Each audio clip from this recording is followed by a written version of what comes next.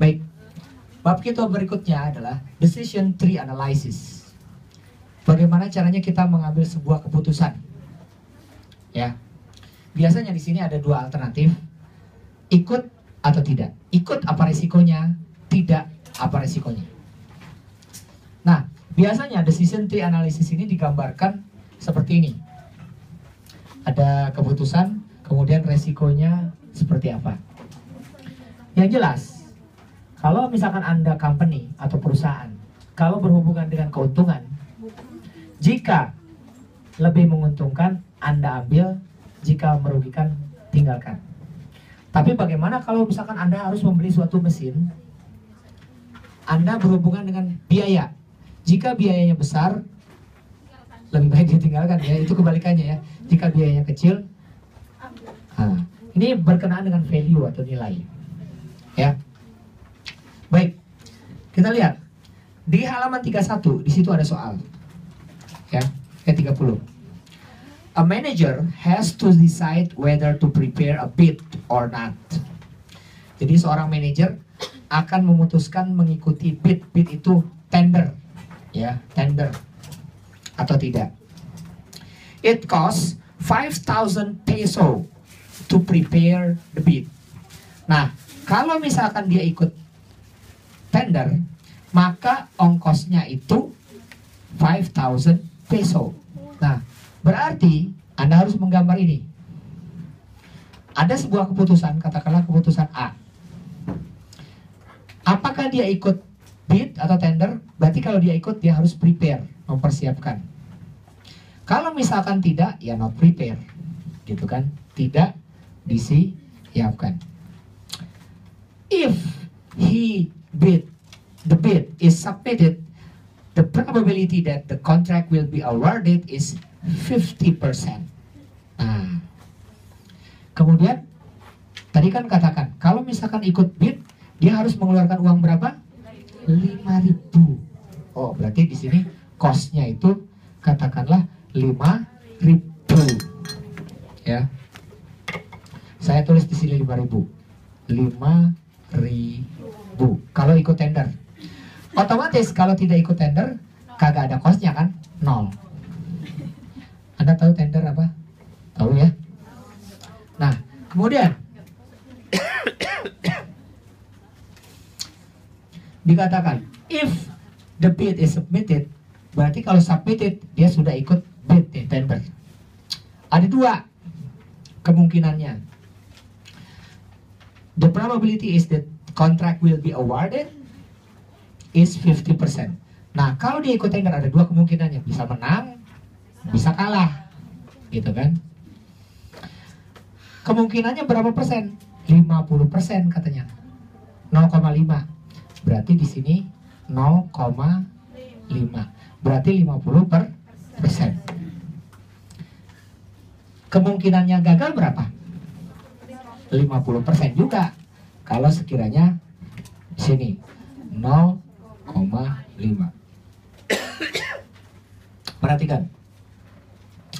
Kalau sekiranya dia ikut tender, berarti kan 5.000 udah keluar. Iya nggak? Kalau gagal otomatis minus 5.000 kan?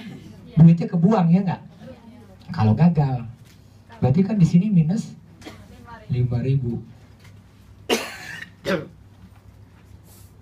Nah, kemudian if the company is awarded the contract, it might earn an income of 100,000 if it is succeed. Nah, kalau misalkan dia kontrak awarded, ada dua kemungkinan lagi, bisa sukses, bisa gagal pembangunannya. Ya, kalau sekiranya dia sukses, dia dapat berapa? 100,000 kalau sukses. Tapi kalau gagal, nggak dapat apa-apa. Zero kan, kalau misalkan gagal. Nah, kemudian di situ dikatakan, if fails, or pay a fine 8,000 if it fails. Tapi kalau misalkan gagal, Anda harus membayar 8.000 kalau gagal. Gitu.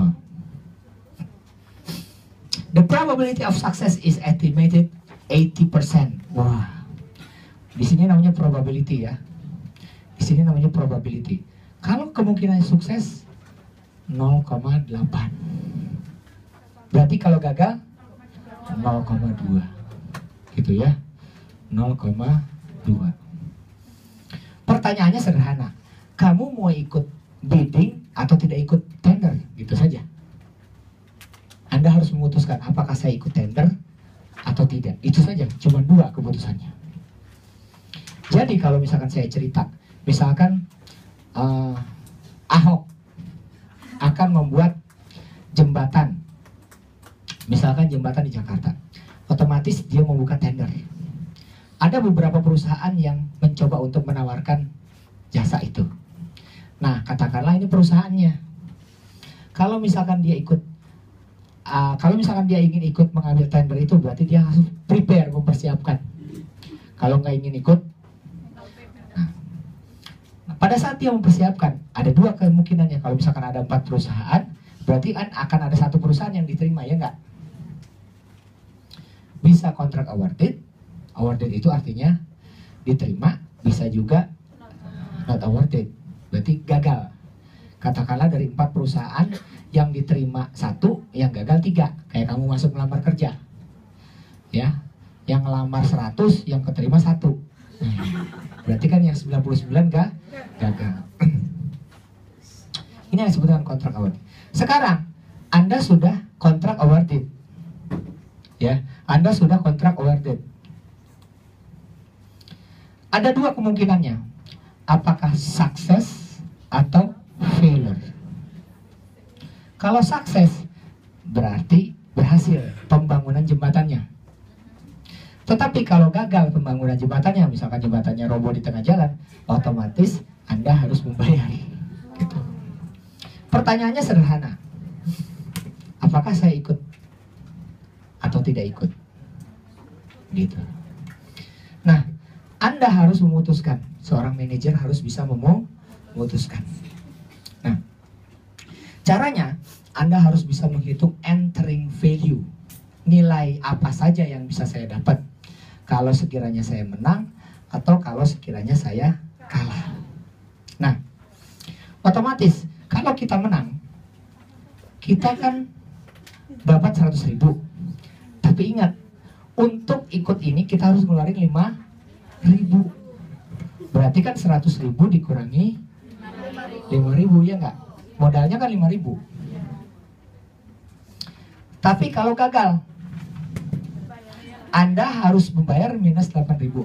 Ditambah, tetap kan Anda harus ngeluarin 5.000, ya nggak? Oh, plus minus lagi 5.000 gitu.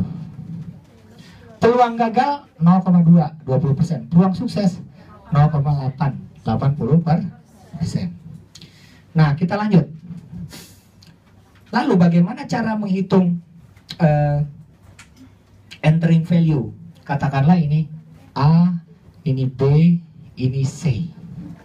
Nah, pertama kita akan menghitung entering value untuk C. Entering value untuk C. Nah, yang sana. Cara ngitungnya adalah di sini kan 0,8, ya kan? 0,8 dikali. Di situ ada berapa itu? 100.000 dikurangi 5.000 berapa? 95.000. Berarti dikali 95.000. Artinya kalau Anda ikut tender dan sukses, Anda dapat duit 95.000, ya nggak? Kenapa? 100.000 dikurangi 5.000 modalmu. Tapi kemungkinannya kan 80%. Berarti dikalikan 80%. Kemudian ditambah. Di sini ada kemungkinan gagalnya berapa? 0,2. Berarti 0,2 dikali minus 8.000 dikurangi 5.000. Sudah minus 8.000 dikurangi lagi 5.000. Jadi minus berapa? 13.000. Berarti di sini minus 13.000.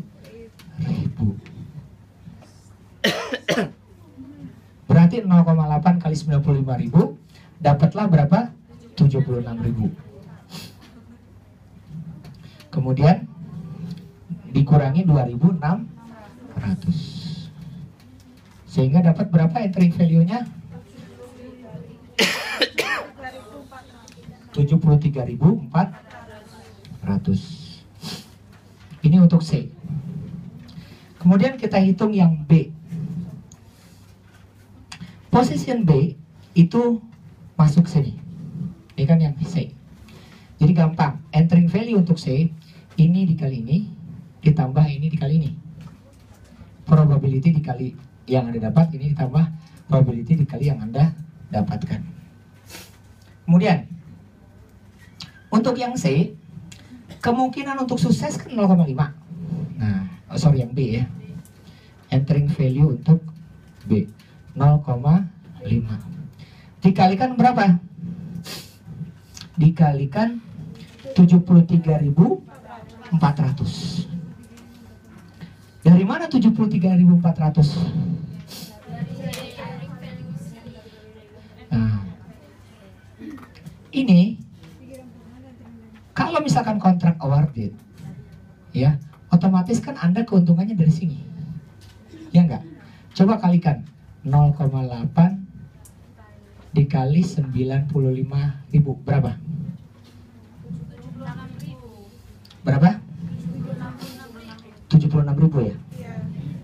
Oh sorry, 76.000 ya. Udah dapat ya. Maaf, 73.400 itu didapat dari yang sebelumnya. Karena kan yang sukses. Yang sukses otomatis masuk ke yang C. Iya enggak? Berarti 0,5 kali 73.400. Gitu. Nah ini kemungkinan gagal berapa? 0,5. Berarti 0,5 dikali minus 5.000. Ya, jawabannya 36.700 2.500. Berapa? 34.200. Oke. Jadi ingat, ini akan dilanjutkan ke sini ya. 73.400. Nah, 34.200 kan kalau kontrak awarded. Nah, sekarang kita baru entering value A. Kita ikut tender nggak? Gitu kan? Entering value A.